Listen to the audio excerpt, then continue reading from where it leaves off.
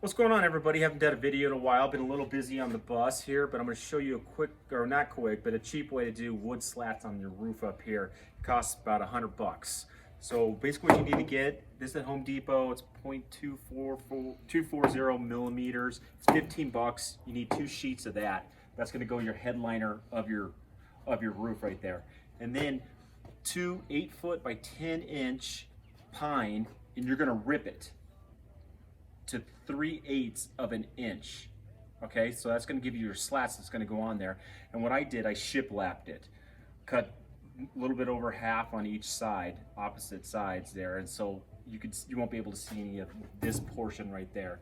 So that's what you're going to need in that. So you're going to need table saw, a grinder with a flat disc, 80 grit on that, a 220 grit palm sander, staple gun.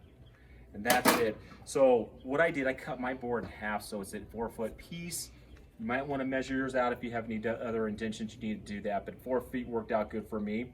So when I had this placed inside the roof, all I did, put this on there with liquid nails, staple gun, stapled there, left it overnight. How many ever slats I got that done that evening, I was good to go. Came back the next day, removed the staples, and it was solid. So we'll see this summer out here in Tucson when it's 110. Hopefully it stays, but if it doesn't, I'll figure something out then.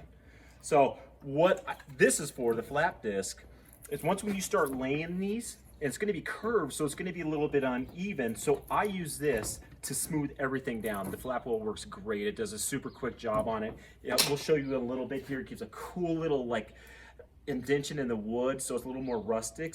So it's pretty awesome on that. So when I got done with this on the whole roof, I did a 220 to smooth everything out. You can do it quick. I didn't spend a lot of time on it. How much ever you want to do is fine with that. After that, tack cloth it, stain it, whatever you want to do, paint it. I stained mine, and then I did a polyurethane coat on mine. We'll show you right now what it looks like a little bit of time. So over here on the left, I did the poly already. I got a couple coats on that, so it's pretty smooth on this one. This one I just got stained. I still got to poly that. And it's perfect with the shiplap. If you can see here, the old headliner used to fit down in this gap here, but the shiplap fits perfect in there, so you get a clean, smooth edge on that.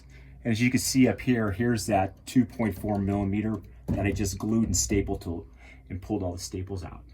And that's it. A little bit of time, a little bit of effort, and under $100 I got this done. So I got a little bit more fine tuning to do on the edges, but other than that, that's it. Hey, no worries. Talk to you soon. I'm going to show you about a little bit of the interior that I did. That'll probably be the next video. That's pretty simple also on doing that if you want to do it yourself. All right, take care, man. Later.